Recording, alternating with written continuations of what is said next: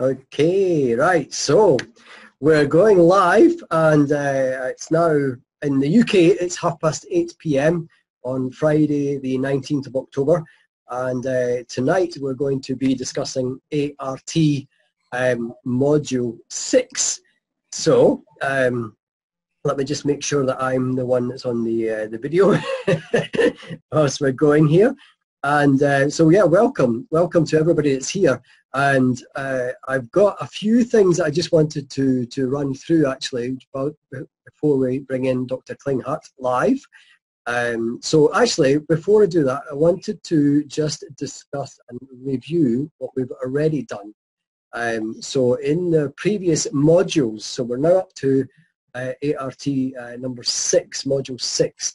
And in the previous modules, the bullet points for you that we've already run through are module 2, the correct use of Dr. Omura's bi-digital O-ring test. Now, actually, one second, I've just remembered I haven't shared this on Facebook, so let me share it as well in the background. Okay, whilst that's doing that, what we can do, a minute, I've got to do this as well on a page. Make sure I get the right page. Excuse me 1 second. Dr. Klinghardt Institute. So, if you like, you can also join us live on Facebook, preparing the live stream. So that's good. So what you will see in the Zoom chat is that there is a raise hands feature and there's also a chat feature. So I can already see a few messages coming in from Sonia and Carol saying, hi everyone, thanks for organising the webinar, greetings, thank you. So I know it's working, I know there are people there, that's good to know, thank you. This evening I'm going to be running the back-end chat at the same time because Daniela's got a busy schedule herself on tonight, so bear with us on that and I'll do the best I can with that as well. I'm just looking now to see if Facebook's broadcasting yet, and it's not, it's still pausing. But meanwhile, what I can do is just invite you to put any questions from this evening. You could put it in the chat and I'll do the best I can at the end to summarise for you and ask Dr. Klinghardt to review anything. Aloha from the big island of Hawaii. Life is good. The volcanoes are behaving, no hurricanes, good. And BC, Canada. Good. Okay, so we're getting there. Things are happening. I'm just having a quick flick to make sure that the Facebook Live thing's not working yet, which is a nuisance. It's just spinning. So anyway, what I was going to do is review the modules that we've done thus far. And in module 2, Dr. Klinghardt talked about the correct use of Dr. Omura's bi-digital O-ring test and testing food sensitivities and foods as medicine, testing nutritional supplements and remedies. Module 3, I've got it all written here, so excuse me while I keep glancing down. Biphoton physics and light physiology, the science behind ancient healing interventions. The introduction to the ART light-based diagnostic system, which includes the signal enhancer, working with the linear polarization filter, and frequency-specific mirrors. Module 4, we looked at the use of the straight arm test. Some of my bullet points: ergonomics, body position, reproducible setup, dynamics, reliability and validity, direct versus indirect testing, correct testing of the major organs and structures, location, anatomy, health versus pathology, testing in the field, the two-dimensional projection of a three-dimensional structure, a practical application of one of Stephen Hawking's most remarkable and late insights, deep palpitation and other challenges, and low-level laser diagnostics, the smart use of the magic of light. So that was module 4. Module 5, toxicity, symptoms, ART-based diagnosis and treatment, and the direct resonance phenomenon between identical substances. Aluminium, mercury and lead, glyphosate.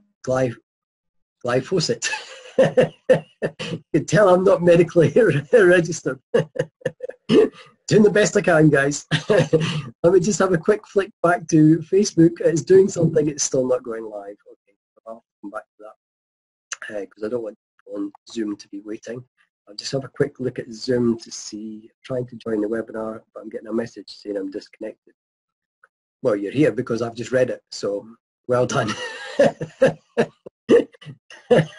You are in the webinar, well done.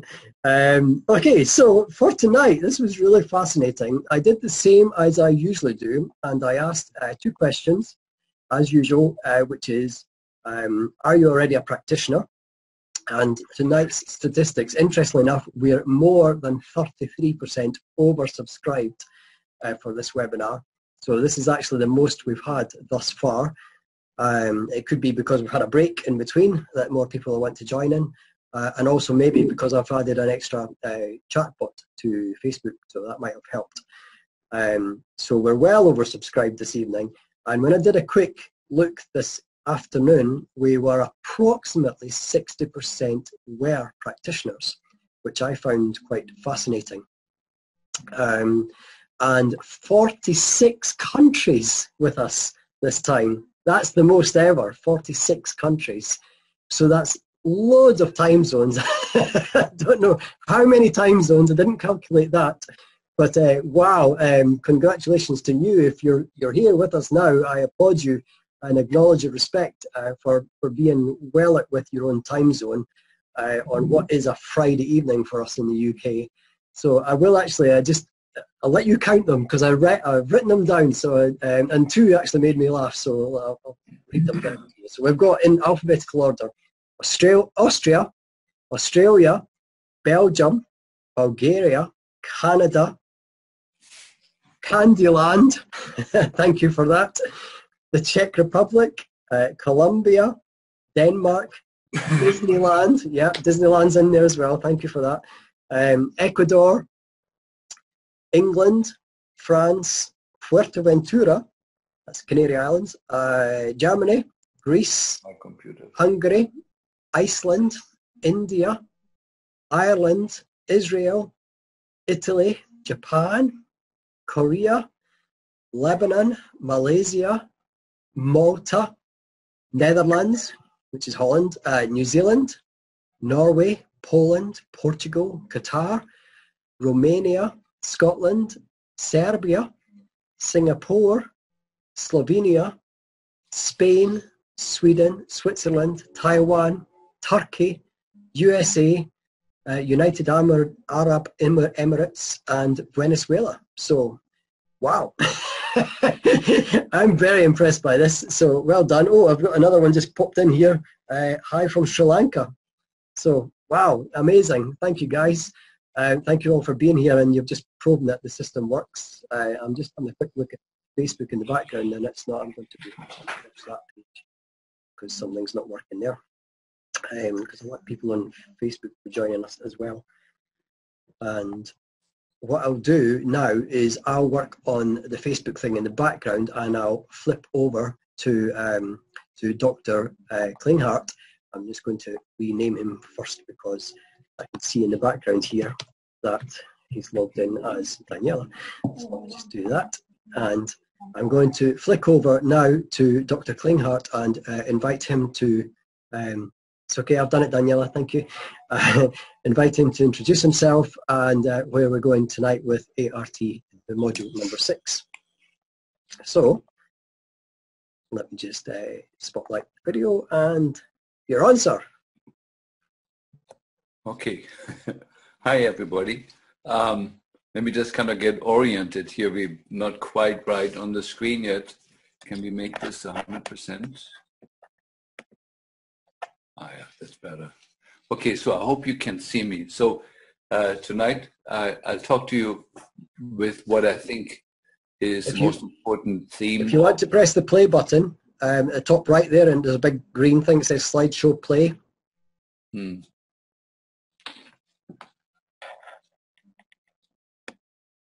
There you go. Up a bit there. That's it. There you go. How is that? Perfect. Are we on? So, hi everyone.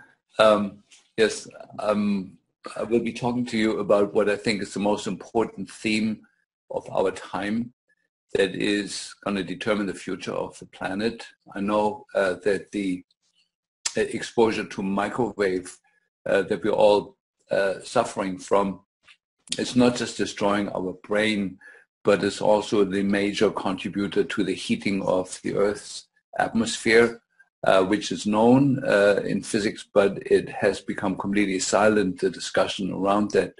And so, however, tonight I want to talk directly about the health impact that man-made electromagnetic fields have on our health and what we can do about it. And so here we go. So I first need to take you through a bunch of the science that you see that there is actually a solid body of science. Every study ever done on electromagnetic fields and the exposure to Wi-Fi, every serious study done has shown detrimental effects to the human body, the nervous system, the immune system, the eyes, the ears, and so on and so forth. One has to be careful in evaluating the literature. There was a wonderful court case in Italy a few years ago where the judge asked the pro cell phone lobby to show their literature that it's safe. And it was a huge mountain, was about 3 meters high. And then to show the scientists that had shown detrimental effects of the electrosmog and showed their pile, and it was only about 1 foot high. And then he had the industry eliminate all the studies that were sponsored by the cell phone industry, and their pile went to 0, and the pro that it's safe. And what was left was 1 foot high pile of papers that showed that electrosmog is detrimental to the human health. And so I've read through the literature with that in mind and eliminated everything that was from the pro Wi-Fi lobby, and there was really nothing left. And so I'll show you a couple of the papers that shows what Wi-Fi is doing to us. And I will not go deeply into the Earth's electromagnetic fields like underground water lines, cracks in the Earth's mantle, and so on and so forth. I will restrict myself to the Wi-Fi largely. So here we go. So first of all, the question here, is the current electromagnetic environment responsible for chronic illness, extinction of entire species, global warming, and general madness? Now, I will just raise this question in the beginning, and then you make up your own mind on this. So here's a wonderful study that came out a few years ago that showed that in the last 20 years, the death through neurological illness has increased 663% in the last 20 years. And what are the scientists looking at? They're looking at genetic differences. It must be the genes, right? Like in the last 20 years, our genes have all changed, and now we have this new burden of illnesses. There's more people dying now of neurological disease than of cancer and of heart disease.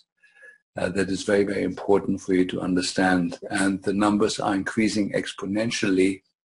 And so current statistics show that about half the world population that's alive today will die either with or of Alzheimer's disease or related brain disorders. So here's just a curve that shows you the exponential increase in microwave radiation that we're exposed to from the year 2000 to the year 2010. The curve has flattened out around the year 2010 a little bit, but is now steeply on the increase again. Okay, now a wonderful study and prediction of what will happen from Ole Johansen. He was the main professor at the Karolinska Institute. That's where the Nobel Prize comes from. And basically what he found out, and I keep this short, that the more density of Wi-Fi, density of cell phone towers in a particular area, creating a density of Wi-Fi radiation, the more Alzheimer's disease. There's a direct relationship between getting Alzheimer's disease and the exposure to cell phone radiation. Here's the curve. It's not so important right now, but it is growing exponentially, the incidence of Alzheimer's disease, and it directly follows the curve of microwave exposure. Now, the question is, are all sources of electricity bad? In my clinic, we use different electromagnetic field generators, low power magnetic fields that are pulsing, Rife machines. And so, yes, of course, it is all a question of the frequency and the waveform and the way it's delivered. And so there can be the positive use of electricity and the negative use. And what is amazing is that the frequency bands that are used for microwave, for the cell phone radiation, is the most destructive frequency in the entire spectrum. One sentence here is important. Here, the damaging effect of Wi-Fi depends on your distance from the source, on the frequency and the waveform, and what is piggybacked on this frequency. Yeah, and so it's also important to note that, I'm sorry, I have a very disturbing sound in the back here. You have to switch that off. Thanks. So here's a couple of the typical looking cell phone panels that you all know. And we call them cell phone towers. Now, increasingly, they're hidden in rooftops and in church towers and in schools and hospitals. And what you also have to know is that the Wi-Fi router that many of you have sitting in your living room is a cell phone tower. It's just made look nicely. Okay, what are the sources of electrosmog that could be damaging to our health? Well, of course, there's the cell phone antennas. There is carrying the phone close to your body while it's switched on. We know that causes infertility and cancer. That has been documented. Bluetooth, of course, is based on microwave and Wi-Fi technology. Then, of course, the moment the computer is on Wi-Fi mode, you get the full radiation from sending and receiving messages. There's the smart meters, which are an increasingly destructive problem that is hushed up, and we have horrible cases of illness that started immediately after a smart meter was installed in the patient's home or near the patient's home. Good, and then there's a Wi-Fi router, and then there's, of course, the cordless phones, the DECT system that sends 24/7 a pulsed wave through the house at about 10 to 12 hertz. That's the frequency of the beta rhythm of the brain. That means the moment you have one of these phones, you can never sleep again because your brain will mimic that rhythm and stays in the 10 to 12 hertz rhythm all night long. You need 3 to 4 hertz to sleep.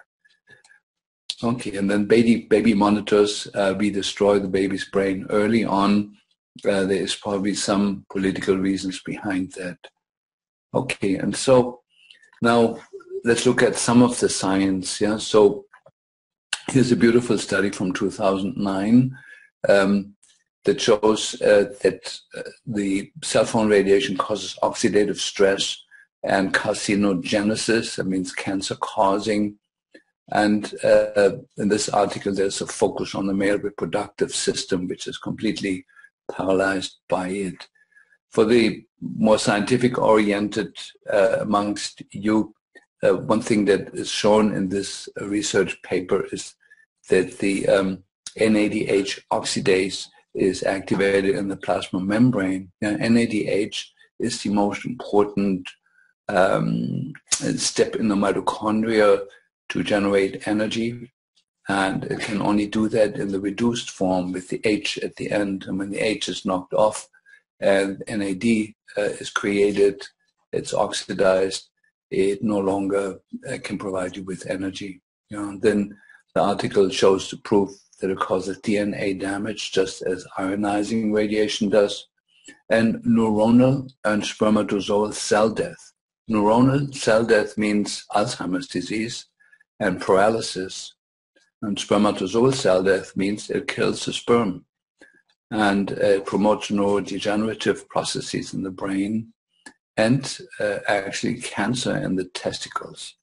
So this is all hardcore in an excellent, highly ranked medical journal, Reproductive Biology and Endocrinology. And then here is the decisive paper that showed very clearly that the Wi-Fi exposure 24/7 that most of us have decreases glutathione levels. And most of you understand from the last module that glutathione is the key molecule, the key substance in our cells that is responsible for protecting us from toxins. And so Wi-Fi works very, very well together with aluminum and mercury toxicity in shortening our lifespan and certainly shortening our health span. This article is, I believe, still the best standing scientific articles done from the University of Athens. It shows that about 1/7 of our proteins in our body are either destroyed or dysregulated by the exposure to Wi-Fi, but also to the cordless phone. The impact or the meaning of that is absolutely huge. Yeah, but it basically means it mutates the whole human body. The proteins that are talked about are the enzymes necessary for detoxification, are the enzymes necessary to produce testosterone and progesterone and adrenal hormones. It's the enzymes needed to create memory proteins in the brain and so on and so forth. The impact is absolutely, absolutely devastating to all of life. And then here just another wonderful article that's more recent from 2015. Low-intensity microwave radiation induces oxidative stress, inflammatory responses, and DNA damage. Admittedly in the rat brain, which is not much different from our brain, just smaller. And this article also goes into that the mysterious silent inflammation that everybody talks about and wants to find a solution for is definitely caused by Wi-Fi exposure, because silent inflammation doesn't exist in remote areas in Alaska and other areas where we've been to visit, where there is no Wi-Fi.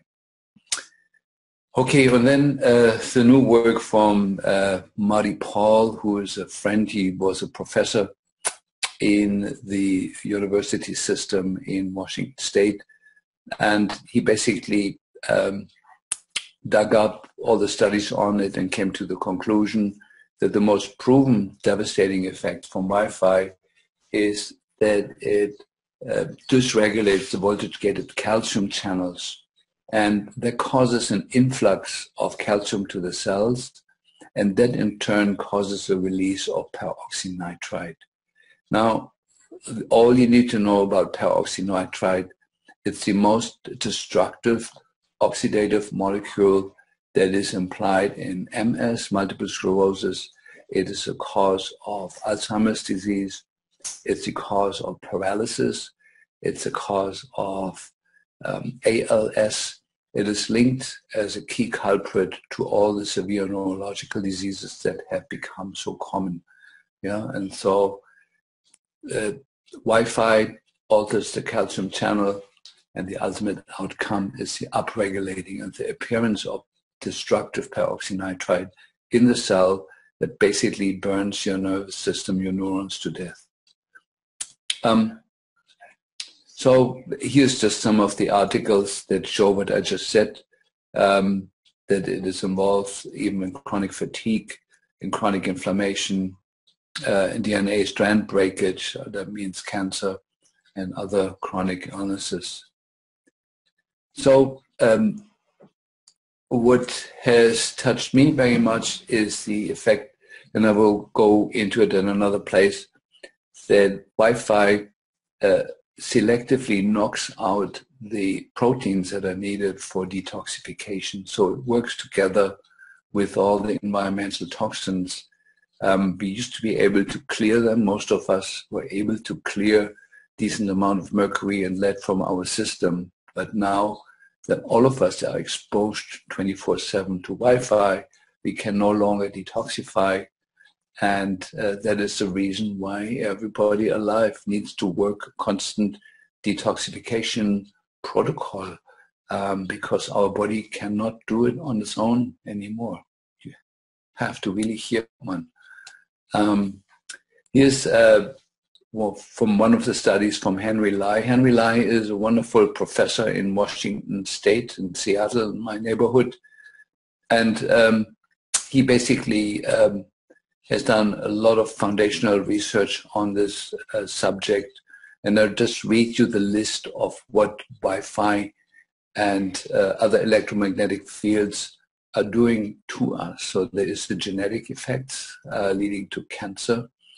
There is electrophysiology effects. It means it changes our EEG and our EMG.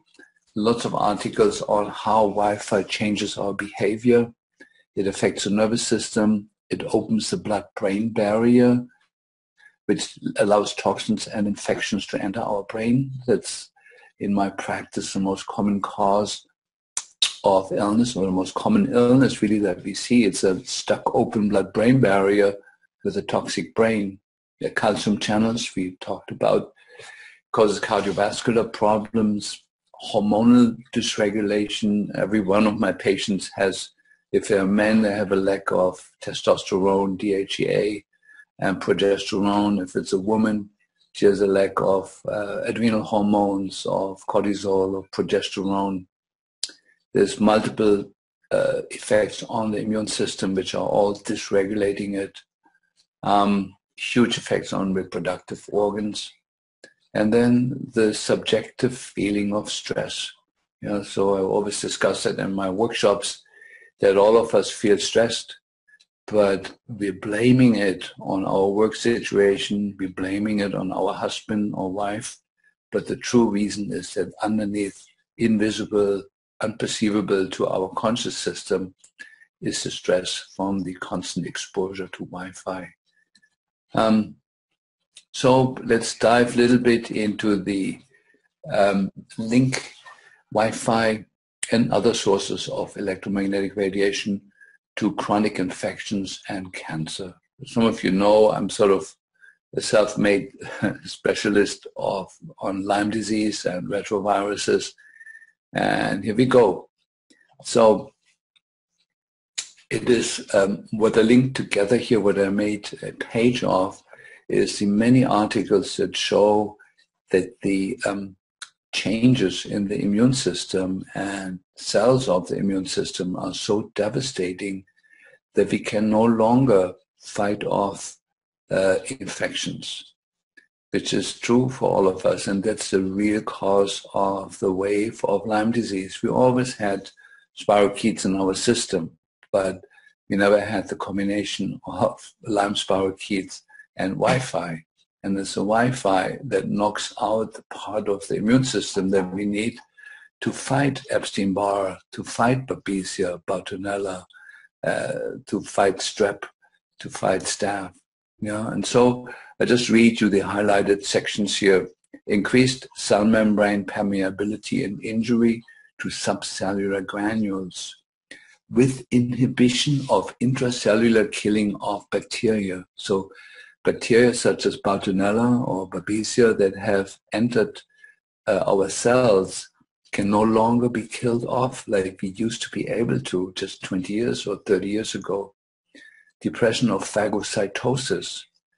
That is the very mechanism that we need to kill bugs that have entered our systems. Disturbance of the immune system by electromagnetic fields, the same thing. decreased defense against environmental stressors. Well, that goes a long way. And then the last sentence is too long. I'm going to skip that because of time reasons. So Wi-Fi and cancer. So I just selected just a few papers for you. I'm sorry that there is a disturbing picture here in my. Let me just going to. Let me see if I can move them. Yeah, would you help me to move this away? Because I just put it down here. Okay, that's good. Okay, so this first article published in a good journal shows that there is a direct relationship between cancer and living close to a cell phone transmitter station. This is in the International Journal of Cancer, a fairly highly ranked medical journal. Yeah, that you're 4.15 times higher chance of having cancer if you live close to a cell phone tower than when you're not. Now, surprise, surprise, that is pretty much all of you right now because the distance is 1.2 kilometers, which is about, it's a little less than a mile. If you're in that distance, your risk is over 4 times higher to get cancer than when you're not. And then this other article, and again, I have to move something that's in my way here. Okay. This is in the Journal of Occupational and Environmental Medicine. There is a linear relationship between cell phone usage and brain tumor incidence. So the more you use your cell phone, the higher the incidence or the chance of getting brain tumor. There was a brilliant study, sort of what they did in this study, they simply looked at how many people have subscribed to use a cell phone in a particular area. And the more people did, the more the incidence of brain cancer. But we're not just concerned about brain cancer. This is the study by Santini. What he basically did, there was a village in Spain, in northern Spain, that had no cell phone, and then the industry wanted to put a cell phone tower there, and the population refused. And then the judge ruled, okay, the industry can put a cell phone tower there, but they need to sponsor a study. And so what they did basically, they passed a questionnaire to people about their health. And then they put the cell phone tower up, and then they passed the same questionnaire out again. And what you see here, the high bars are the, I don't think I can show maybe the arrow here. Okay, so what you see is that this is on this scale, on this axis is the different symptoms, and this is the distance from the cell phone tower.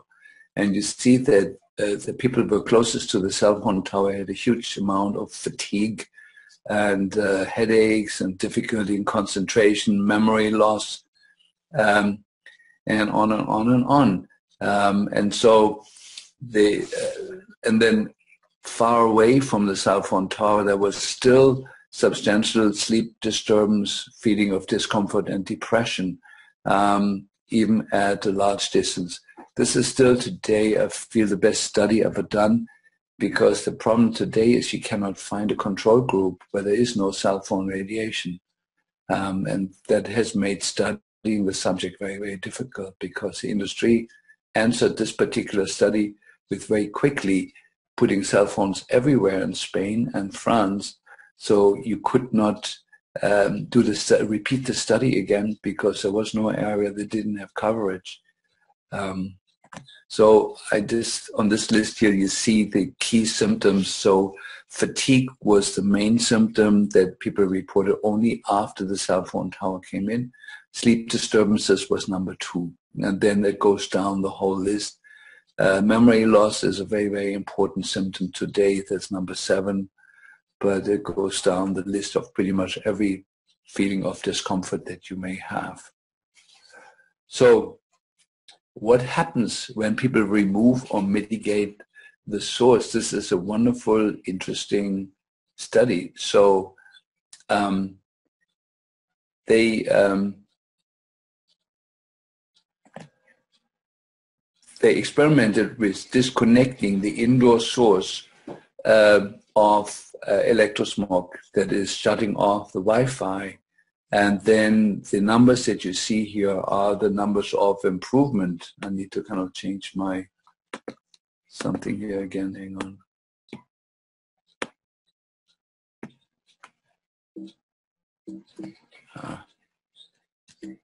My forward and backwards doesn't move.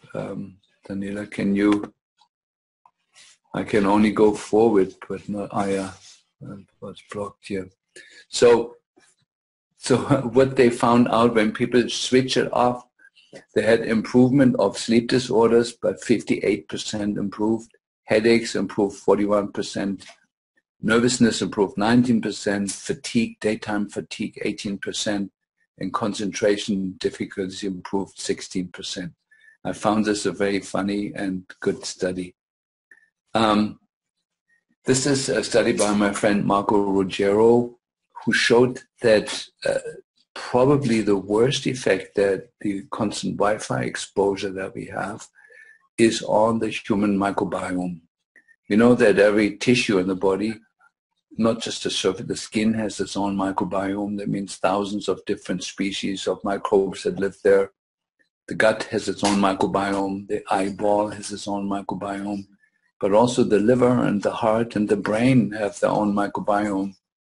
And the healthy bugs that live in our tissues and in our gut and on the skin are hugely important for our health. We don't have enough time to go deeply into that. I wrote a whole book on that in German. And the Ruggiero showed in this publication that the worst effect that the Wi-Fi has on us is on these little creatures that live on us and with us, that are completely distorted and either made angry or killed or are forced to mutate away from life, away from health giving. This is an amazing study that shows microwave radiation potentiates the lethal effect of endotoxin. I translate that for you, what that means. Let's say you have mold in you, some mold, some candida in your gut or some aspergillus in your sinuses.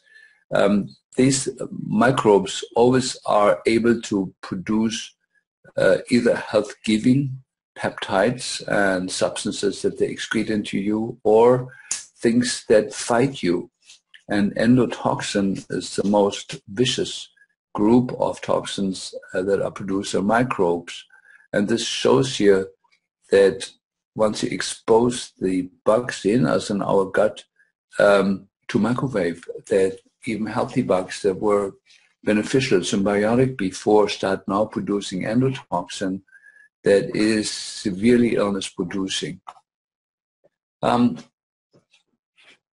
The article at the bottom shows that microwave basically destroys your blood-brain barrier. We talked about that before.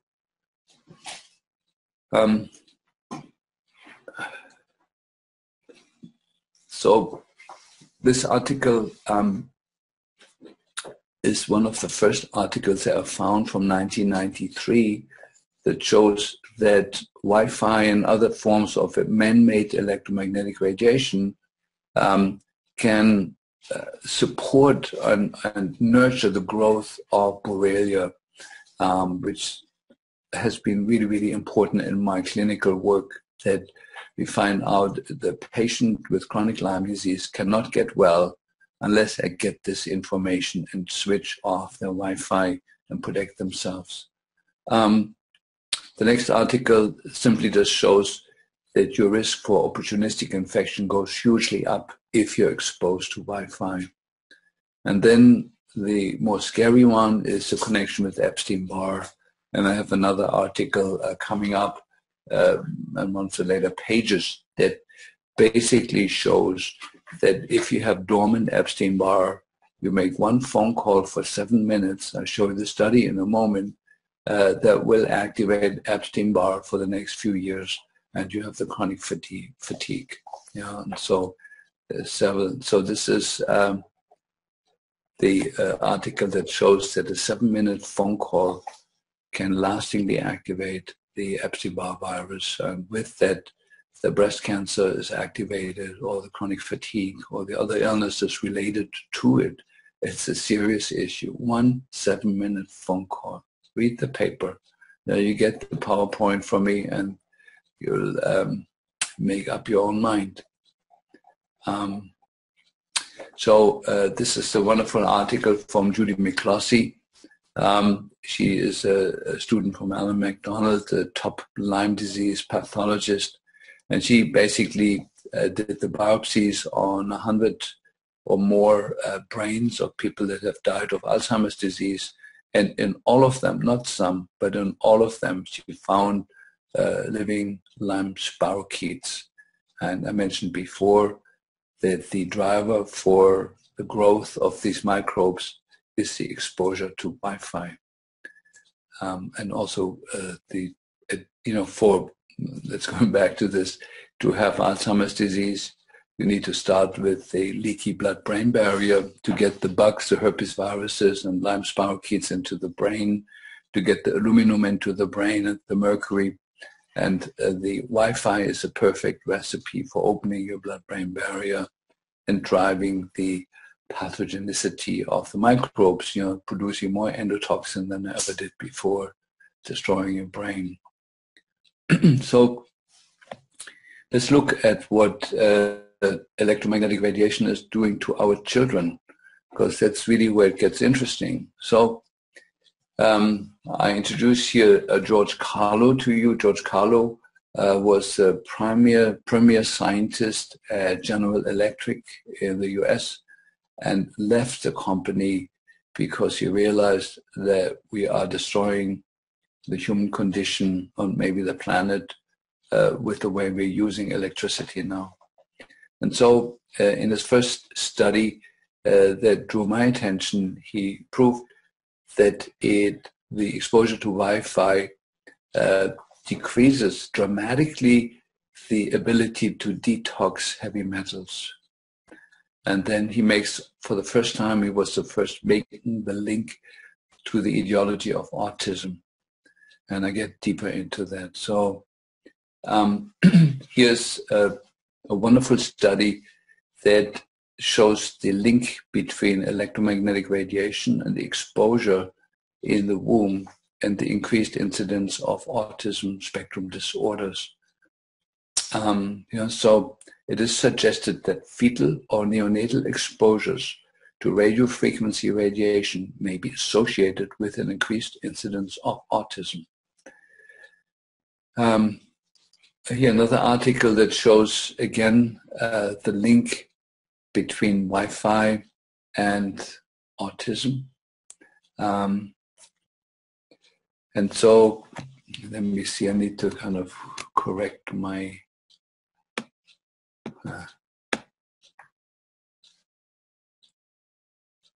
okay. So I just put together a few articles here for you that show what the EMR does to children. So the first article, and these are, I picked good scientific journals, not some boulevard papers, but good scientific, highly ranked medical journals. So first one, children on mobile phones, is there a health risk? Now, when you read the article, the clear answer is absolutely yes. The next article shows that Wi-Fi and using the cell phone destroys your memory. Yeah, so that's, I think, for most of you, really, really important to know. If you have memory problems, it's the use of the cell phone, but not just that, but also the ambient exposure that you have. If you have a Wi-Fi router at home or the cell phone tower, as long as you have cell phone reception wherever you are, you are exposed, and it is working on destroying your memory. Then the next article shows that prenatal and postnatal exposure to cell phone use and behavioral problems in children.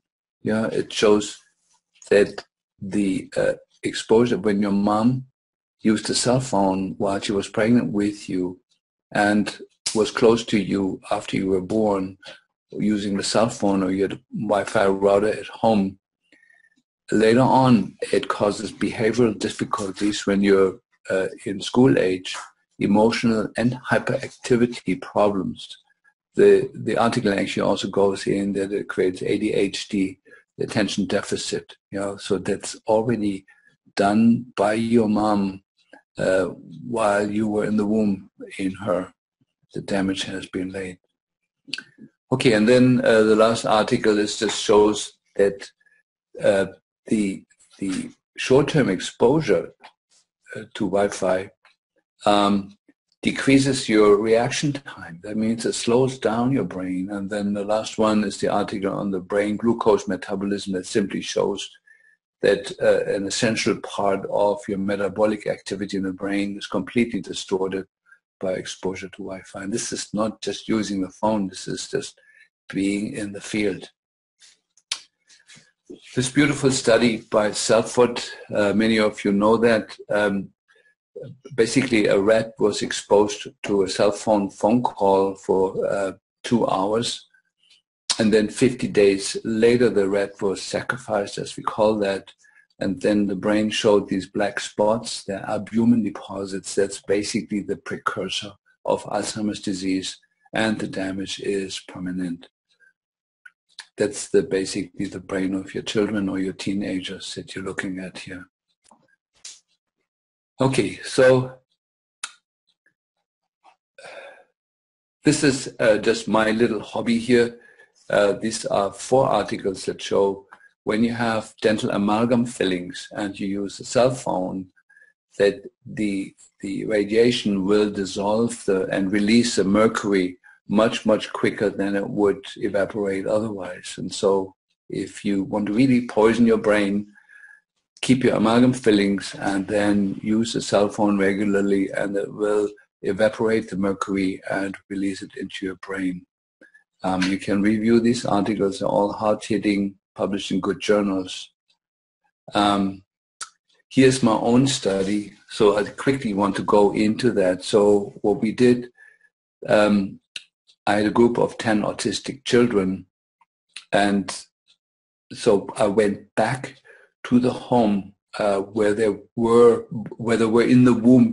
I went back to the location where the mother was when she was pregnant with that child, and we reconstructed as much as we could the electromagnetic environment. That means we put the Wi-Fi router in the same location where it was, and then measured. And we measured both body voltage, which has to do with electric fields in the home, and we measured the microwave exposure that was in the sleeping location where the mother was, that then later on gave birth to a child that then 1.5 years, 2 years later was diagnosed as autistic. It was a lot of work, and here's the results. I just jump to the most important one. Hang on.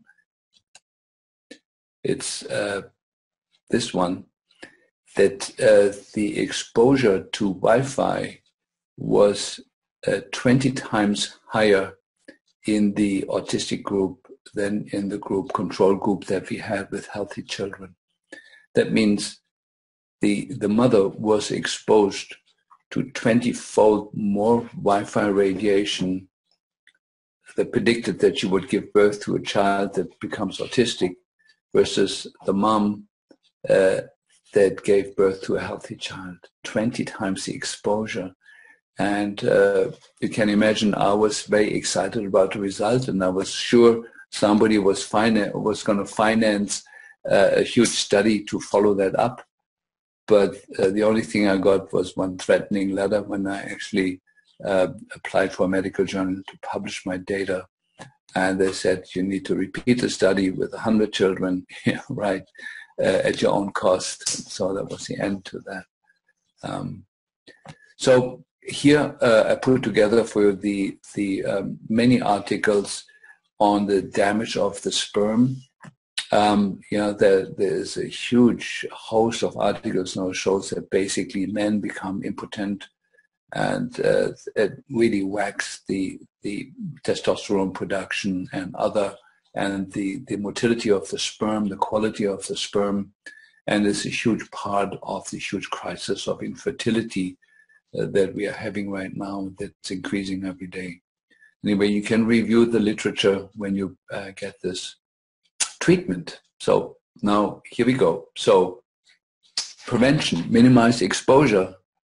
I use here the word, the smart use of the stupid phone, and the computer. So have the computer on Wi-Fi only if you need it on Wi-Fi, which is really only when you travel. Otherwise, get a corded connection.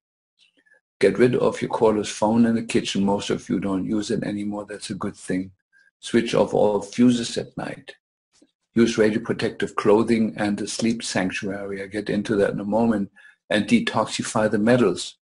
So we have at Key Science and Klinghardt Institute in cooperation, we've developed very effective natural biological detox programs that was taught in module number 5.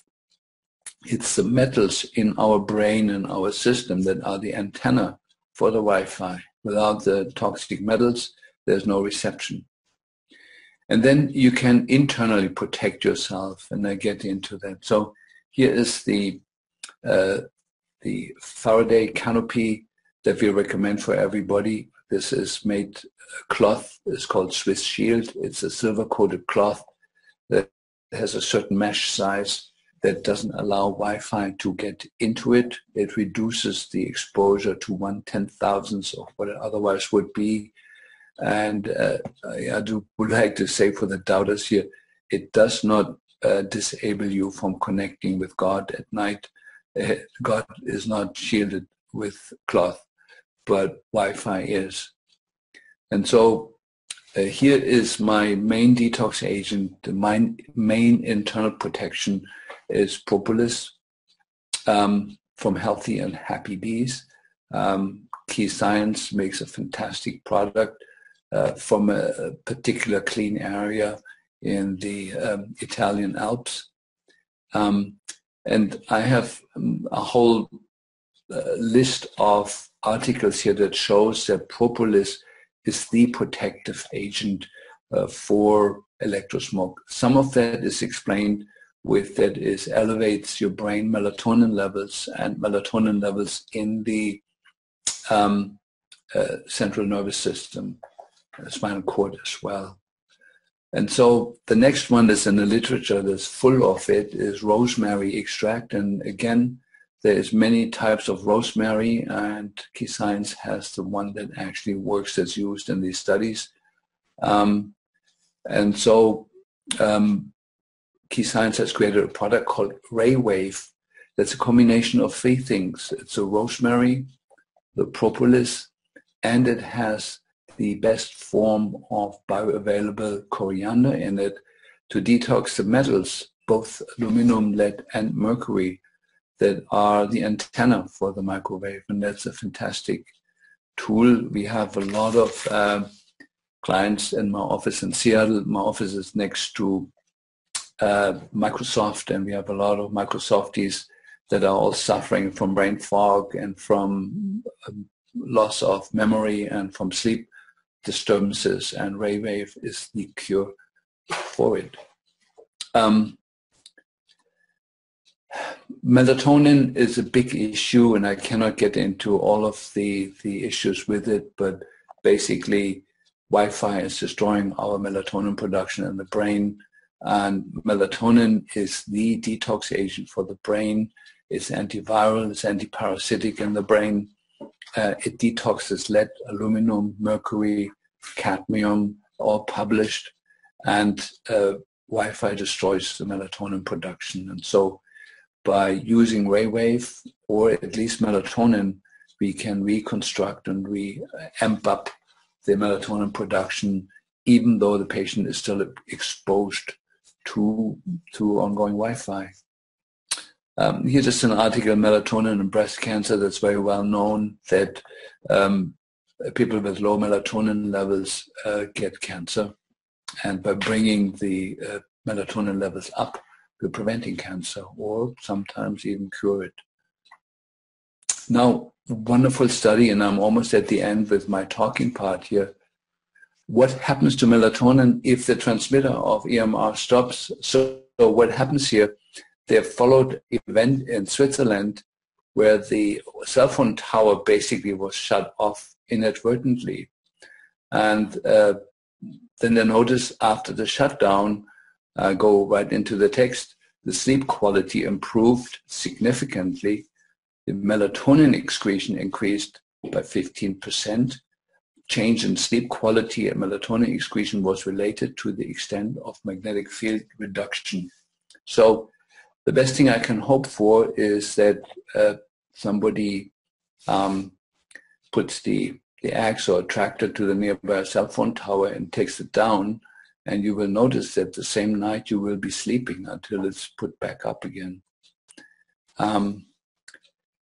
Here's my list of practical solutions. So propolis, melatonin, green tea, polyphenols are important. We have that in our product. The Retro V powder has all the things in it that you really need for protecting your brain, your nervous system. And then it's important that peroxynitrite, I mentioned it before, is the key culprit in destroying your nervous system. And there is, again, literature that shows that melatonin antidotes the peroxynitrite, and so does lava vitae. Lava vitae is the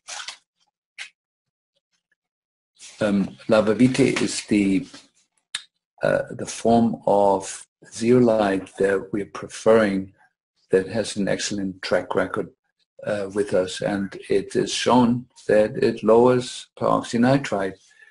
And so the one that I like to not talk about, but I will talk about, is urine therapy. The old Indian recipe, it has a huge protective effect, and that is because the perfect antidote for peroxynitrite is uric acid, which is very high in urine.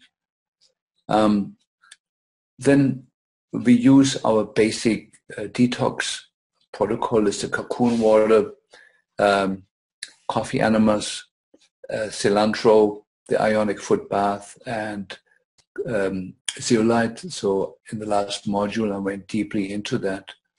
And though I have here another summary, and this is my last page.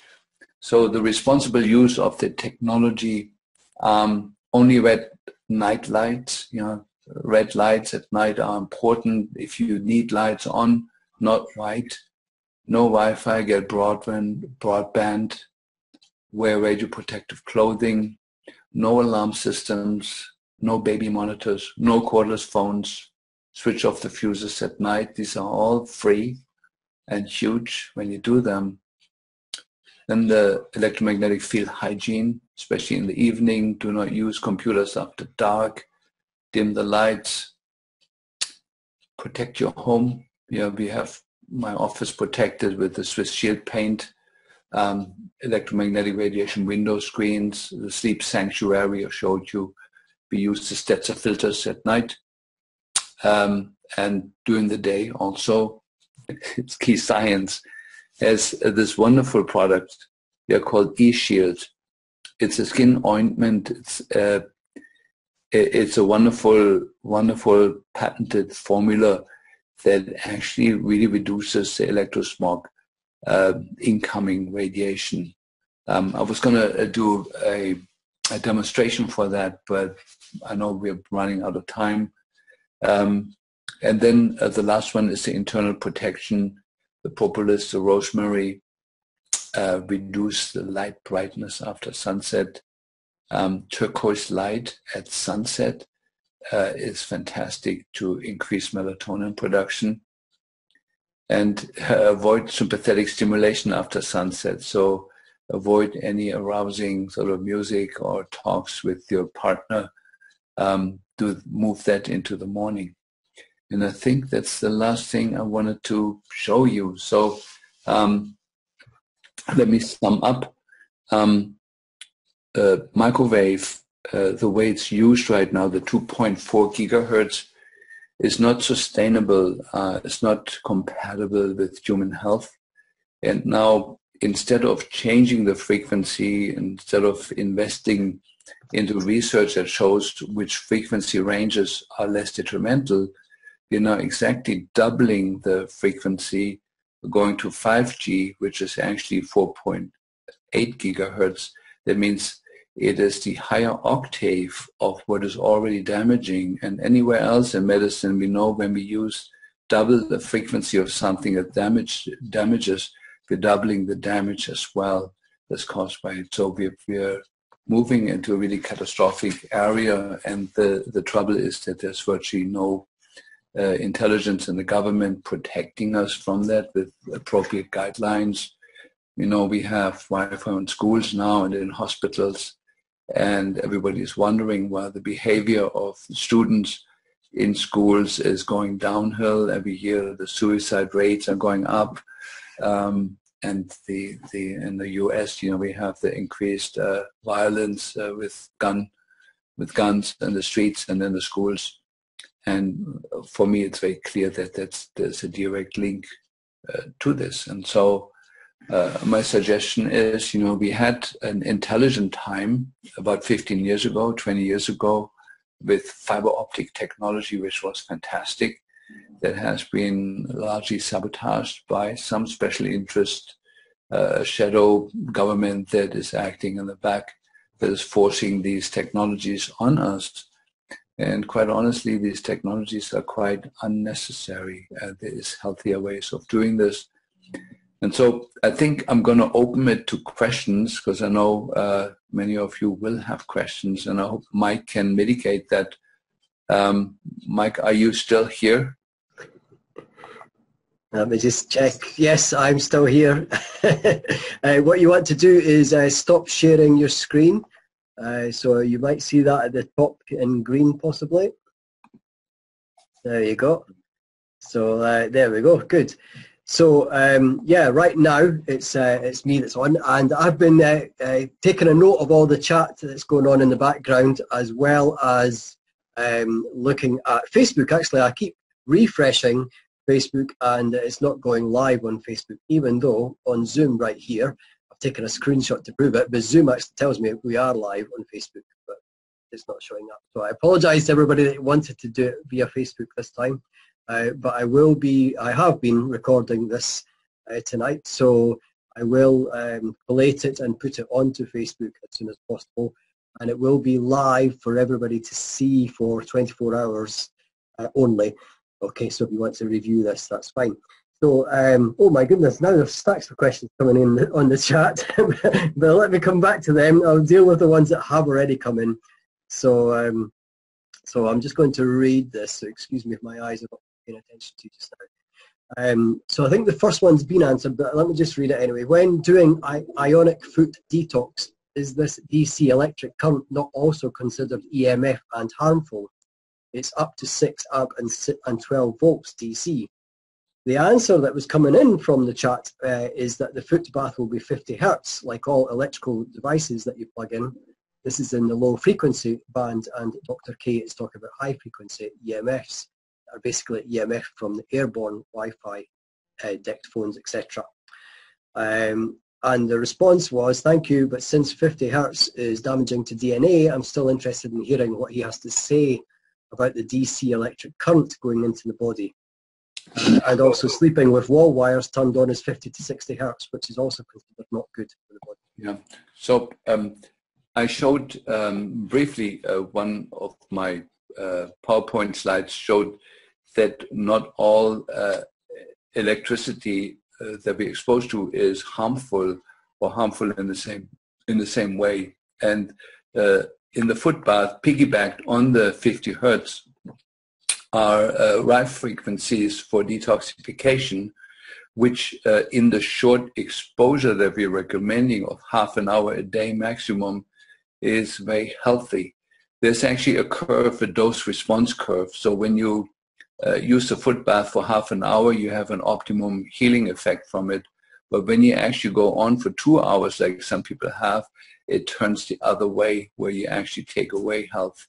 And so there is a response that's time dependent. And so, no, people are absolutely safe using the foot bath for half an hour. We have extremely electrosensitive patients that do fantastic with a foot bath, and they're basically my monitors or my guinea pigs. They have shown us that we're on the right track with it. Okay, so that's excellent. That probably answers that next few questions as well, interestingly enough. I had a strong allergic reaction 2 days after taking ionic foot bath, but that was at the same time that I was back in a Wi-Fi dense city environment after being Wi-Fi free for 3 weeks. Is it advisable to do the ionic foot bath only when in Wi-Fi free environment? No, first of all, I'd like to get back to something earlier. The reason Facebook most likely is not working, there's a good chance because Facebook has been sabotaging any honest discussion about Wi-Fi in the past and has blocked any communication that is anti-Wi-Fi. So there could be a reason there why we haven't been able to connect. But yeah, this question is when you're 3 weeks out of Wi-Fi, the first thing that happens is the body hugely starts to detox. And then, of course, when you do the foot bath in the middle of that, you get a huge avalanche of toxic metals and other things coming down the chute. And my hunch is that this person didn't follow our advice to massively load up the binders. When you're 3 weeks out of Wi-Fi, you definitely will start mobilizing huge amounts of crap in your system that starts floating around, and that alone, even without the foot bath, would be an indication to take hands full of chlorella or zeolite for a few days. And then the foot bath can only add to the benefits long term, but it can be a bit disturbing short term. Okay, so thank you for that. There's something, actually I made a note for myself, so this is from me. You mentioned, you glanced at cell phone and obviously memory and behavioral problems, and what quickly occurred to me, I didn't hear you mention it this time, was 5G. I think, to be honest, that my personal feeling is we're not going to be able to hold it back, because people are going to look at the speed and what they consider to be the benefits, even though nobody wants to live next to a telephone tower. I just thought I'd ask you what your thoughts are. Well, I mentioned 5G at the end of my talk. In 5G, they've simply used a simple trick to double the frequency, of the 2.4. If you take 2.4 gigahertz and double it, you're at 4.8 gigahertz, and that's called 5G. And that will have all the detrimental effect of the 2.4 plus more. It's basically exponentially worse. And so we have a growing movement in the US against 5G. A lot of scientists have taken position on that. And so it's going to be interesting to see. And fortunately, I would say, is the area where I live, Seattle, has volunteered to be the first city to be fully on 5G. And so I will be able in a few months or a year to report on what we're observing. And I'm pretty sure it's not going to be good. Wow, okay, so that answers my question. But actually, just one of the things that you did mention was that Facebook may have blocked us, and someone else has mentioned in the chat, for sure Facebook has blocked us. My current thoughts on that are that hasn't happened because we didn't even get a chance to go live. so they couldn't have known what we were going to talk about because it wasn't in the chat or anything. So I doubt it. I don't think so personally, but I might be wrong. Okay, so I'm going to carry on from Janice. I have a question also regarding why ionized water is being used to detox, both in growing cholera and foot bath, and why ionization is the very foundation of man-made radiation. Ionization wreaks havoc on the molecules. I'd like to better understand this, how this can be beneficial. Well, of course, none of these questions relate to my talk tonight, so I was hoping to get some questions that actually have to do with the talk. But what people call ionized, when you ionize something, you're either stealing or adding an electron to something. And I really honestly, I know that there is water where you can concentrate the hydrogen a little bit by evaporating some of the oxygen, and so you can enrich the hydrogen. But I am not sure that water can truly be ionized. I know there is a lot of marketing going on with different waters and different electric appliances that you stick in the water to ionize it. I know the ion cleanse, the ionic foot bath is the name given to it. And we know the ionic foot bath has tremendous positive effects in detoxification. But the truth is, nobody really knows how it works. That when you put two electrodes in the water, yes, you get some oxygen bubbling out on one end and hydrogen bubbling out on the other end. But it doesn't mean that you truly ionize the water. These are all marketing ideas. And really, as far as we looked and as deep as we looked into the ionic foot bath, it's a fantastic technology, but it's not understood how it works. And we know that the air ionizers work because there is truly gases in the air that can be ionized, and that certainly is very beneficial. But ionizing water is very questionable whether that actually can be done with any of the instruments that are marketed that way. And so I certainly don't want to claim to be an expert on that, but I know when it comes down to water and water instruments, we have to be very careful with what is used for marketing purposes and what is true science. And with a foot bath, we know there's some foot baths. I know we use the Key Science foot bath.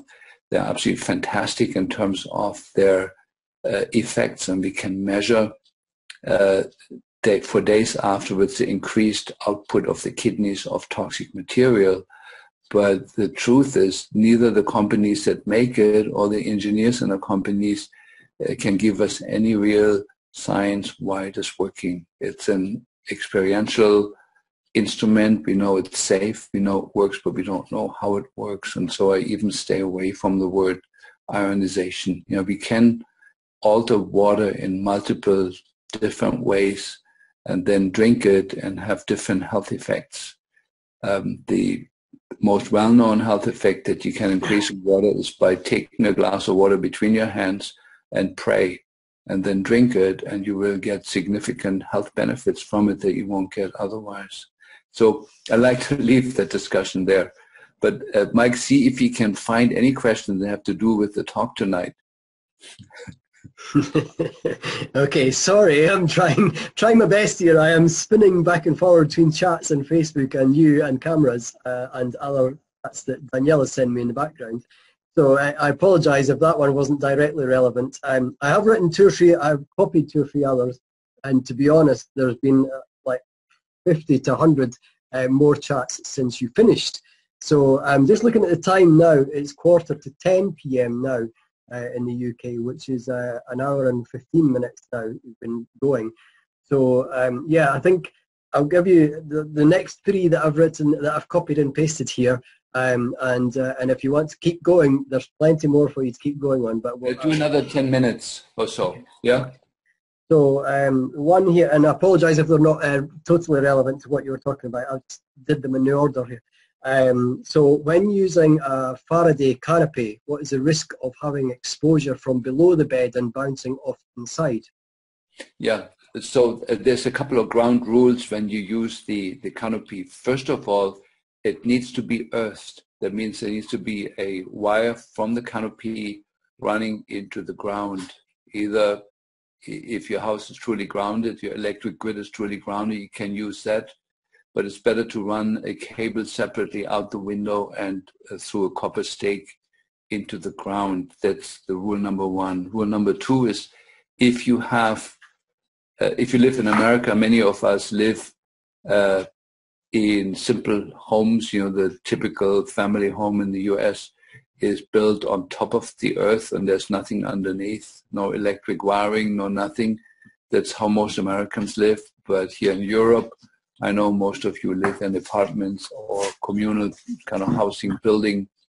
And if you have neighbors underneath you, you certainly have what is your floor is the ceiling of your neighbor underneath. Yeah.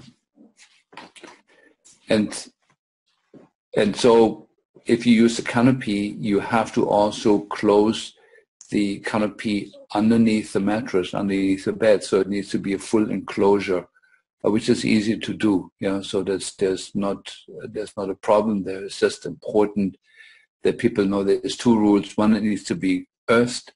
The second one is you need to have the fuses off, at least for the room in which you have the canopy. Otherwise, it becomes like an antenna for the low frequency field that's created by the electric wiring in the wall. And then you have added problems to that. You know, the canopy is absolutely fantastic. People recover from cancer. Lots of children under my care have recovered from autism by using the canopy. But if you have neighbors underneath you or electric wiring in the ground under you, it needs to be there needs to be the same cloth underneath. There needs to be a full enclosure. It needs to be grounded, and the fuses have to be off for that room while you're in the canopy. Okay, good. Thank you. Okay, one quick one. Is Brazilian propolis good for EMF? Well, Brazilian propolis may be to some degree only a marketing term. Nobody can really say for sure, does it really come from Brazil? Brazilian green propolis was known. There was a wonderful cancer study that showed remarkable effects with Brazilian green propolis. That is what a company in the US carries, that's BioPure. But I like the Key Science propolis from northern Italy, from the Alps. Has other qualities that are superior when it comes to shielding against electrosmog. Okay, thank you. Okay, so last one then I'll just do just now. Dr. Klinghardt, why is your Wi-Fi on? Have you got your Wi-Fi on? Yeah, absolutely. No, my Wi-Fi is on. I'm very well adapted to the conditions that are surrounding me in my private life. When I'm on my own, there's absolutely no Wi-Fi around me anywhere, not in my office, not in my home. But I am not electrosensitive, not anymore. I used to be, because I am taking the ray wave and I'm taking all the radioprotective measures that I know about. There's a few others that I like to share maybe in the future modules. They really work. You can take somebody who's electrosensitive and completely restore their adaptability to the electric environment. It's a matter of the cumulative effect of all the exposures that you have. Yeah, so it's not a question of living in a monastery somewhere on an island where there is no radio stations. It's a matter of reducing as much as you can and then tolerating the occasional exposures that you cannot avoid. So that's my secret, if you want. Superb, thank you. Okay, so I'm just going to wrap up then, unless you have any parting words of wisdom. We have actually put together a little bonus page hidden page on the website with the PowerPoint presentation from tonight. So if you're on this webinar, then you'll be able to see it because again, it will only be available for 24 hours. So lucky you. I'll put the slide up in a second. I'm just checking first before I do that if Dr. Klinghardt has anything else to say. No, maybe next module I will do my little demonstration of how we use ART in the context of this and how we can demonstrate the effectiveness of some of the protective things that we do. I'll just do that in the next module where we have a little bit more time. Okay, perfect. Good. Well, thank you. Thank you very much for all of what you've given us tonight. And I'm just going to give a little share with the slide and share. And you should be able to see my screen now. This is the bonus page. Hopefully you can see that. It's at the website klinghartinstitute.com/webinar special. That's one word, webinar special. Okay. So I'll just leave that on the screen for a few minutes. I'll mute the microphones and the cameras and say thank you very much to everybody for joining us tonight. I see we still have almost 50% of those that registered are still with us. So actually more than 100% that started with us, which is quite fascinating. So yeah, thank you all for joining us tonight and staying with us. And I'll just, as I said, I'm going to mute the microphones now and the cameras and leave this page up for just another 30 seconds. So, okay, thank you.